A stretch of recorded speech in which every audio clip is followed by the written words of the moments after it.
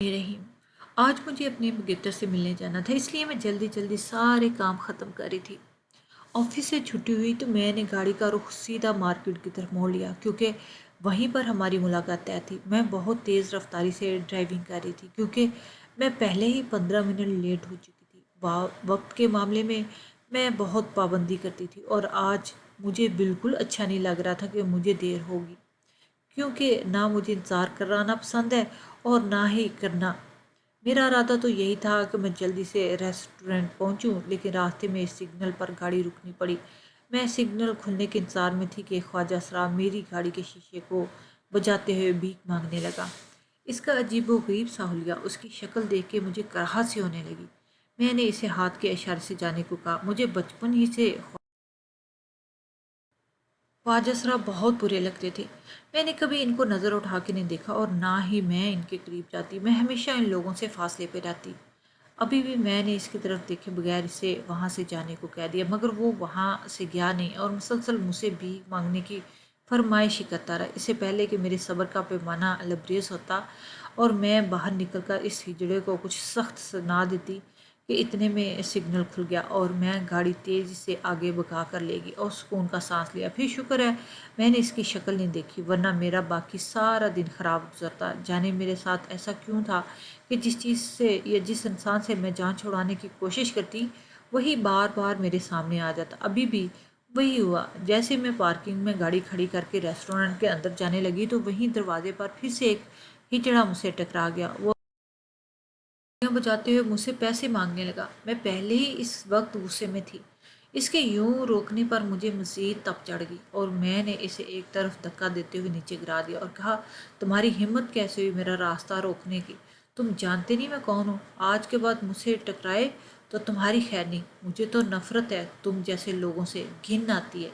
इसलिए दोबारा कभी मेरे रास्ते में आने की कोशिश नहीं करना। वो बेचारा रोते हुए उठ खड़ा हुआ। उसे बाजों पर खराश आई थी, लेकिन इस वक्त मैं इसकी तरफ मतवज्जो ही नहीं थी, और मुझे जल्द अज जल्द अंदर पहुंचना था, जहां मेरा फियांसी मेरा इंतज़ार कर रहा था।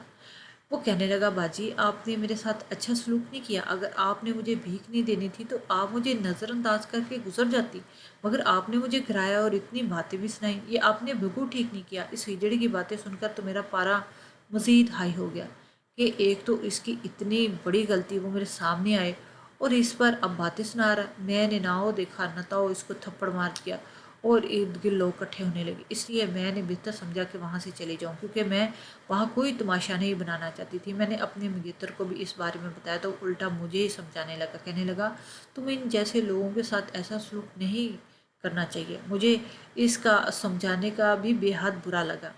शायद इस वक्त मेरा दिमाग बहुत ही गर्म हो गया था। शायद वो ठीक ही कह रहा था कि मुझे वाकई इतना शदीद रद्द अमल नहीं देना चाहिए था।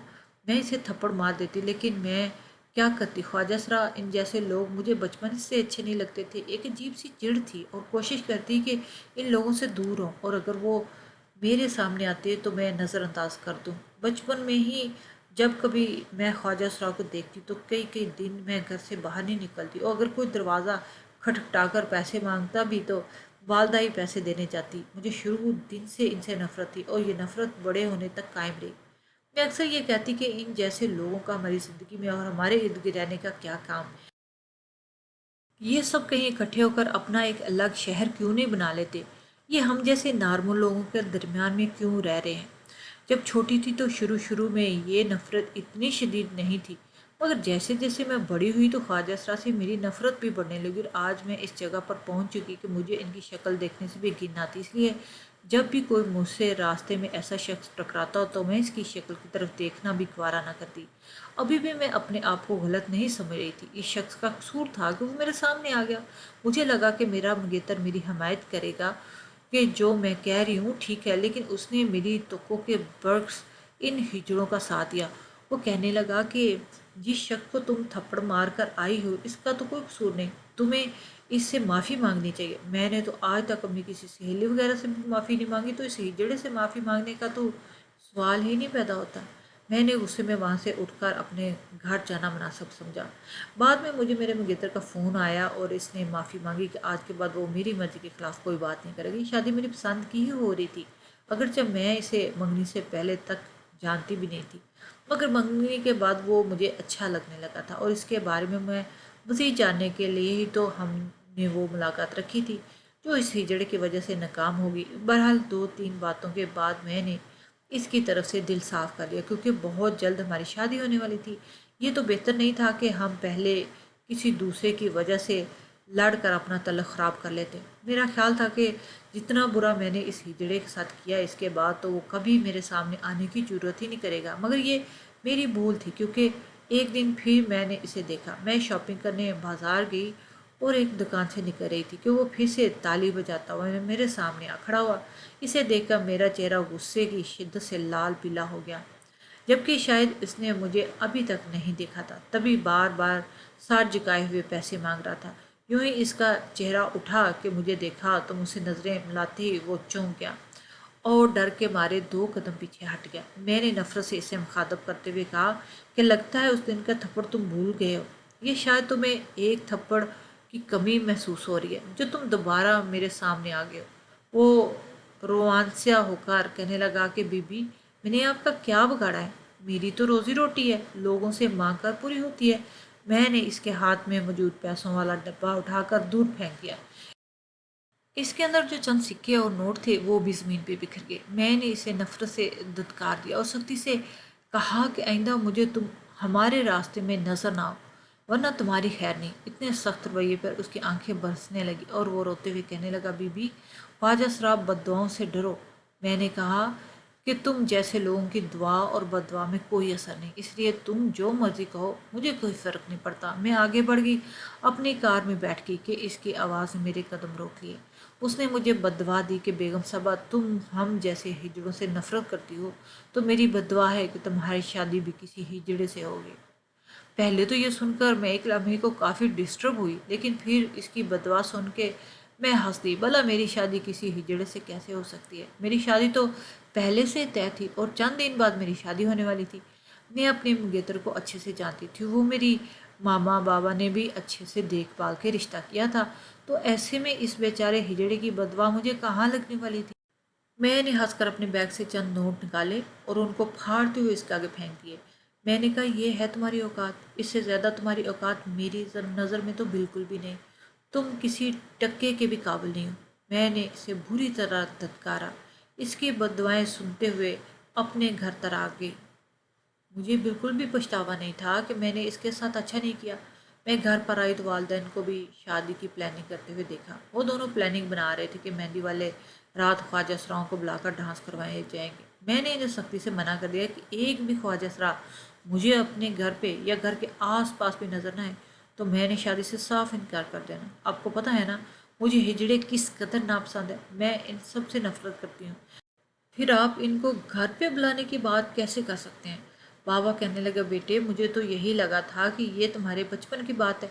अब तुम्हारे ख्यालात बदल गए होंगे, मगर तुम अब तक वैसी की वैसी हो। कम से कम इन बेचारों को इंसान होने का मार्जन तो दो। मगर मैं कोई भी बात सुनने को तैयार नहीं थी। इन्हें साफ कह दी कि मुझे अपने घर की हदूद तक ताकि यह आसपास इस किस्म के लोग नज़र नहीं आने चाहिए। काफ़ी देर मेरी ज़िंदगी में सुकून रहा और मुझे किसी हिजड़ की शक्ल दिखाई नहीं दी। शायद इन लोगों ने मेरे डर की वजह से मेरे सामने आना छोड़ दिया, या शायद कोई और वजह थी, मगर बहरहाल मैं खुश थी कि इनकी शक्लें देखने में मैं बच गई थी। मुझे अब भी कभी कभी इस ख्वाजा असरा की बदुआएं याद आती तो एक लम्हे को मेरा दिल दहल जाता, मगर फिर मैं हंस पड़ती कि भला इसकी बदवा मुझे कैसे लग सकती है। उसने मुझे बदवा दी थी कि मैं किसी हिजड़ से ब्याही जाऊं, और मेरा शौहर तो एक मुकम्मल इंसान है। मैं हर तरह से बेफिक्र होकर अपनी शादी की तैयारी करने लगी।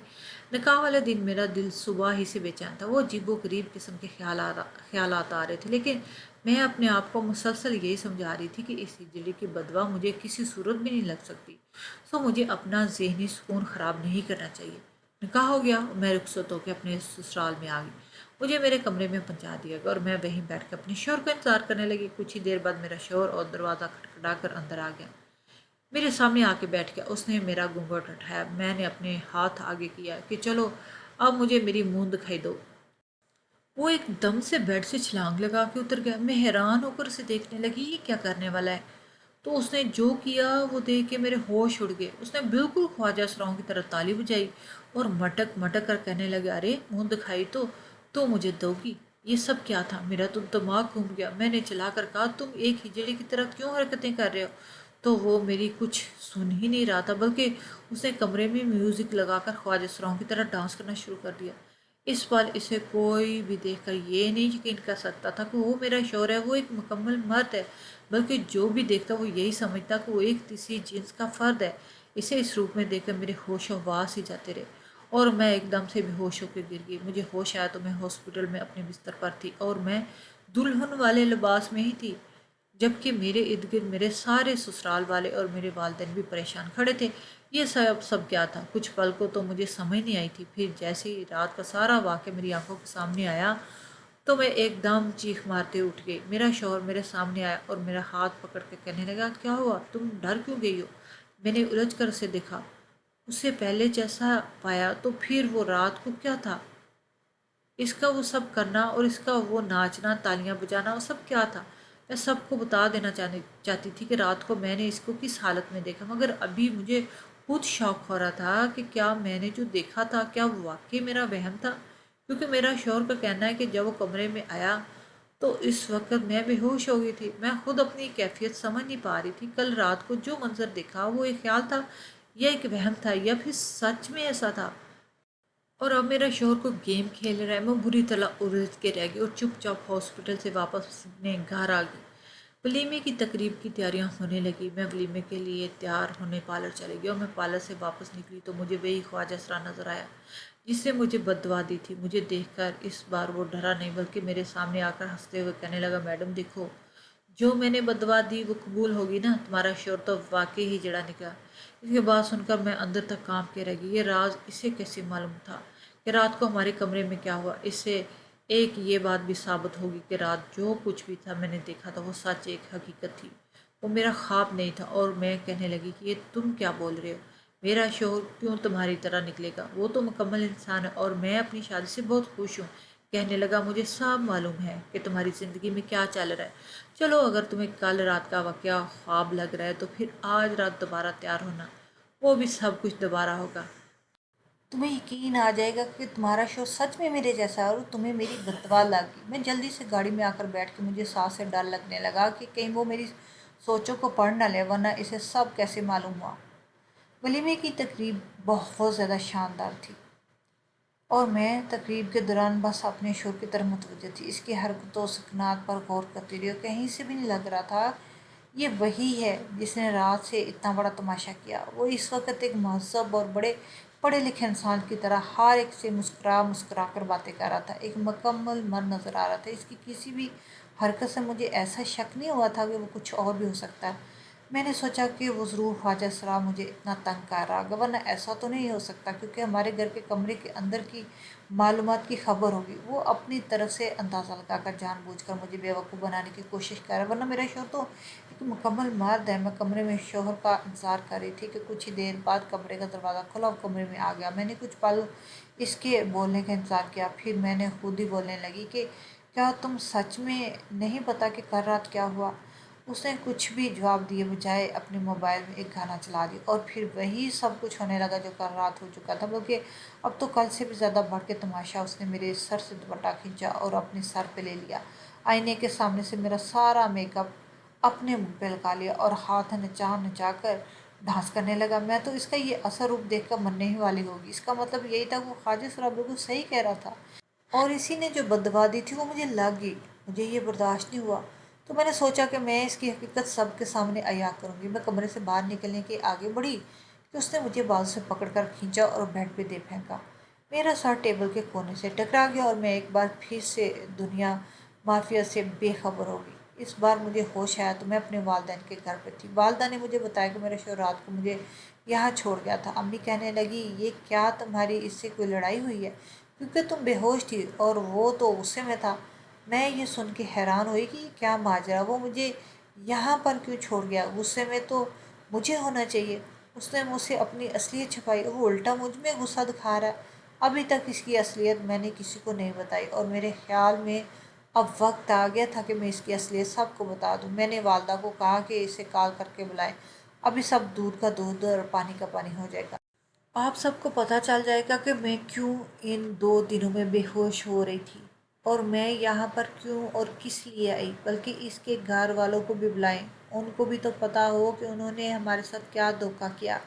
میری نظر میں وہ سب گھر والے قصور تھے جنہوں نے اپنے بیٹے کی سچائی چھپا کر مجھ سے اس کی شادی کروا دی، ایک ہجڑے کو میرا شوہر بنا کر میرے سر پہ تھوپ دیا۔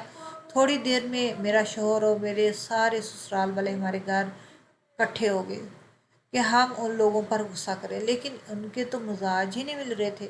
میری ساس نے تو آتے میری والدہ پر چیخنا شروع کر دیا کہ تم نے ہمیں دھوکہ دیا ہے، اپنی لڑکی کی اصلیت چھپا کر میرے ہیرے جیسے بیٹے کے ساتھ اتنا بڑا دھوکہ کیا۔ میں کچھ سمجھ نہیں پائی کہ وہ کس دھوکے کی بات کر رہے ہیں۔ دھوکہ تو میرے ساتھ ہوا تھا۔ اس سے پہلے کہ میں ساری سچائی بتاتی، میرا شوہر آگے بڑھا اور میرے والدین کو کہنے لگا، آپ دونوں اپنی بیٹی کی سچائی معلوم تھی، جس کے باوجود آپ نے اس کی شادی مجھ سے کروا دی۔ میں چلا کر بولی، کیسی سچائی؟ سچائی تو تم نے مجھ سے اپنی چھپائی ہے۔ وہ سب کے سامنے مجھ پر الزام لگاتے ہوئے کہنے لگا، حقیقت تو یہ ہے کہ تم ایک لڑکی ہو ہی نہیں، تم خواجہ سرا ہو، اور تم نے دھوکے سے مجھ سے شادی کی، اپنی اصلیت نہیں بتائی۔ یہ سب سن کر تو میرے قدموں تلے زمین نکل گئی۔ اس سے پہلے کہ میں اس کی سچائی سب کے سامنے لے آتی، اس نے تو وہی الزام مجھ پہ لگا دیے۔ اس کا یوں کہنا کہ سب گھر والوں کی اور خاندان والوں کی نظریں مجھ پر ٹکی۔ سب کے چہروں پہ حیرانگی نمایاں تھی۔ میں نے چیخ کر کہا، یہ شخص جھوٹ بول رہا ہے، جبکہ یہ حقیقت تو یہ ہے کہ یہ خود ایک خواجہ سرا ہے، ہجڑا ہے، اور اب یہ مجھ پر الزام لگا رہا ہے۔ میں چیخ کر دونوں کی ردات سب کو بتا رہی تھی، مگر کسی نے میری بات پہ یقین ہی نہیں کیا۔ سب اسی کی بات پہ یقین کرنے لگے، یہاں تک کہ میرے والدین کا سر شرم سے جھک گیا۔ والدہ کہنے لگی کہ بیٹی ہمیں معاف کر دینا، ہم نے تیری سچائی تجھ سے چھپائی، تو ایک مکمل لڑکی نہیں ہے، ہم نے تو اس لیے تمہاری شادی کر دی شاید شخص تمہارا پردہ رکھ لے اور کسی کو نہ بتائے، مگر دیکھو اس نے تمہیں سب لوگوں میں رسوا کر دیا۔ یہ سن کر تو میں پاگل ہو گئی تھی۔ میں تو اس کی حقیقت سب کو واضح کرنا چاہتی تھی، اور یہاں میری اپنی حقیقت اپنی ذات ہی مشکوک ہو رہی تھی۔ میں نے انکار میں سر ہلایا، کہا، آپ جھوٹ بول رہی ہیں، مجھے پتہ ہے کہ میں ایک مکمل لڑکی ہوں، ایسا مجھ میں کوئی بھی نقص نہیں۔ والدہ کہنے لگی کہ ہاں تم ایک لڑکی ہو، مگر پھر بھی تم میں کمی ہے، تم ایک مکمل لڑکی تو نہیں ہو۔ اگر ہم تمہاری پرورش اس طرح نہ کرتے تو شاید سب لوگ تمہیں بھی خواجہ سرائی سمجھتے۔ سب گھر والے اب یوں میری طرف دیکھ رہے تھے جیسے میں کوئی دوسری دنیا سے آیا عجوبہ ہوں، اور اس سارے معاملے میں میرے شوہر کا سر تو جیسے پیچھے ہی چلا گیا، کیونکہ میری بات پر تو کسی نے یقین ہی نہیں کیا۔ میں وہیں بیٹھ کے رونے لگی اور سب لوگ آہستہ آہستہ میرے پاس سے اٹھ کر چلے گئے۔ میرا شوہر میرے پاس آیا اور عجیب لہجے سے کہنے لگے، تمہیں آج کیسا محسوس ہو رہا ہے؟ تمہیں کیا لگ رہا ہے؟ تم میری اصلیت سب کو بتاؤ گی اور اپنی چھپا لو گی؟ دیکھو ہم دونوں ہی ادھورے انسان ہیں، تو کیوں نہ ہم دونوں ایک دوسرے کے ساتھ ہنسی خوشی زندگی گزار لیں، اس طرح ہم دونوں کا ہی پردہ رہ جائے گا۔ میں اس کی باتوں پہ کیا دھیان دیتی، مجھ سے تو یہ سب قبول ہی نہیں ہو رہا تھا کہ میری والدہ میرے بارے میں کیا سچ بتا رہی ہیں۔ وہ بھی اٹھ کر چلا گیا اور میں اکیلی رہ گئی اور رونے لگی۔ یہ سب کیا تھا؟ مجھے تو خود سمجھ نہیں آ رہا تھا۔ ضرور مجھے اسی خواجہ سرا کی بد دعا لگی تھی جسے میں نے دھتکار دیا تھا اور جس کی مجھے بد دعا لگی تھی، اور یہ بھی تو ایک سوال تھا کہ اسے کیسے پتا کہ میرا شوہر ہجڑا ہے۔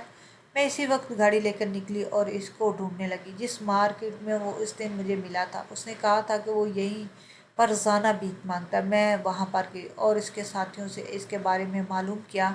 کسی نے بتایا وہ آج کام پر نہیں آیا بلکہ اپنے گھر پر ہے۔ میں نے اس کے گھر کا پتہ لیا اور وہاں چلی گئی۔ جیسے ہی میں اس کے بوسیدہ سے گھر میں دروازے پر پہنچی تو میں نے وہاں پر اپنے شوہر کی گاڑی کھڑی دیکھی۔ میں حیران ہوئی، یہ بھی یہاں پر ہے۔ میں اندر گئی تو اندر کا منظر اور بھی حیران کن تھا۔ وہ خواجہ سرا اور میرا شوہر دونوں گلے مل رہے تھے۔ مجھے یہ سب سمجھ آ گیا کہ میرے شوہر کا اس سے کیا کام، کیا وہ دونوں ایک دوسرے کو پہلے سے جانتے ہیں؟ مجھے دیکھ کے وہ دونوں ایک دم سے چونک گئے اور گھبرا گئے۔ میں نے اپنے شوہر سے پوچھا، تم یہاں کیا کر رہے ہو؟ تو وہ الٹا مجھ سے سوال کرنے لگا کہ تم یہاں پہ کیا کرنے آئی ہو؟ میں نے جواب میں کہا کہ میں اس خواجہ سرا سے معافی مانگنے آئی ہوں، کیونکہ اس کی بد دعا کی وجہ سے تم جیسا شوہر مجھے ملا، اور دیکھو تو صحیح مجھ پر میری حقیقت بھی عیاں ہوگی کہ میں کون ہوں۔ میں نے اسی ہجڑے کے سامنے ہاتھ جوڑے اور کہا، مجھے معاف کر دو اور اپنی بد دعا واپس لے لو۔ میں جانتی ہوں کہ میں نے تمہارے ساتھ برا سلوک کیا۔ مجھے بھی سمجھ آ گئی ہے کہ ہم چاہے لڑکا ہو یا لڑکی یا ان میں سے کوئی بھی نہ، اس میں ہمارا کوئی عمل دخل نہیں، یہ تو سب قدرت کی مرضی پر منحصر ہے۔ اور آج جب یہ بات مجھ پہ آئی تو میں یہ سوچ رہی ہوں کہ میں بھی جیسی پیدا ہوئی ہوں اس میں تو میرا قصور نہیں ہے، تو مجھے احساس ہوا کہ تم لوگ بھی جیسے پیدا ہو گئے ہو، اس میں تمہارا کوئی قصور نہیں، تو میں کیوں پھر اتنی نفرت کرتی رہی؟ تم مجھے معاف کر دو، تو مجھے خدا کے لیے معاف کر دو، میں نے تمہارے ساتھ بہت برا کیا۔ وہ دونوں بہت حیرانگی سے مجھ سے معافی مانگتے ہوئے دیکھ رہے تھے۔ اس خواجہ سرا نے میرے شوہر کی طرف دیکھا اور کہنے لگا، دیکھو صاحب، تمہاری بیوی کو احساس ہو گیا کہ وہ غلط تھی، میں نے اسے معاف کر دیا، اب تم بھی اسے معاف کر دو، اسے سچ بتا دو۔ میں چونک کے پوچھا، کیسا سچ؟ میرے شوہر کہنے لگا کہ میں نے تمہارے ساتھ، بلکہ میں نے کیا، ہم سب نے تمہارے ساتھ ایک کھیل کھیلا تاکہ تمہیں احساس دلایا جا سکے کہ تم کتنی غلط ہو۔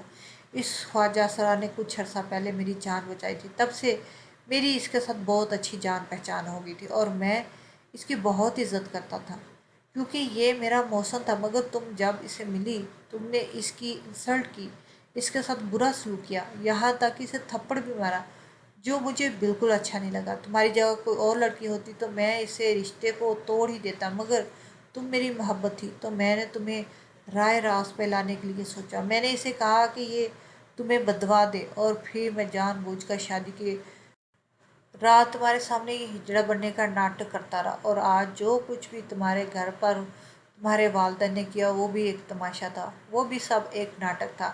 ہم سب آپس میں ملے ہوئے ہیں اور ہمارا مقصد صرف یہی تھا کہ تمہیں احساس دلایا جائے کہ کسی بھی انسان میں جو کمی ہوتی ہے وہ اس کی اپنی مرضی یا خدا کی دین ہوتی ہے۔ نہ تو میں خواجہ سرا ہوں اور نہ ہی تم کوئی ادھوری لڑکی ہو، ہم دونوں ظاہری طور پر مکمل ہیں، مگر اگر ہم ایک اچھے انسان نہیں اور ہمیں دوسروں کا احساس نہیں تو پھر ہم ہمیشہ ادھورے ہی رہیں گے، ہم کبھی بھی مکمل نہیں ہو پائیں گے۔ میں نے اپنے والدین اور تمہارے والدین کو سب بتا دیا، اپنا ساتھ دینے کی درخواست کی، لیکن مجھے یہ امید نہیں تھی کہ تم اتنی جلدی سب سمجھ جاؤ گی۔ یہ سب سن کر مجھے بالکل برا نہیں لگ رہا کہ ان لوگوں نے میرے ساتھ کتنا بھیانک مذاق کیا، بلکہ میں تو سجدہ شکر بجا لائی کہ ایسا ویسا کچھ نہیں ہوا۔ مجھے بہت اچھے طریقے سے سمجھ آ گئی کہ میں نے جو کچھ ماضی میں کیا اس پر بہت پشیمان تھی۔ میں نے اپنے شوہر کے ساتھ جاتے جاتے ایک بار پھر سے خواجہ سرا سے معافی مانگ لی، تو اس نے مجھے مسکرا کر کہا کہ میں نے آپ کو معاف کر دیا، لیکن آج کے بعد کبھی کسی کے ساتھ ایسا مت کریے گا۔ میں نے وعدہ کیا کہ اب کبھی میں ایسا نہیں کروں گی، اور اپنے شوہر کے ساتھ اپنے سسرال چلے گی۔ سب لوگ میرے پلٹنے پر بہت حیران تھے اور میں نے ایک اچھے انسان بننے کا وعدہ کر کے اپنے شوہر کے ساتھ اپنی نئی زندگی کا آغاز کیا۔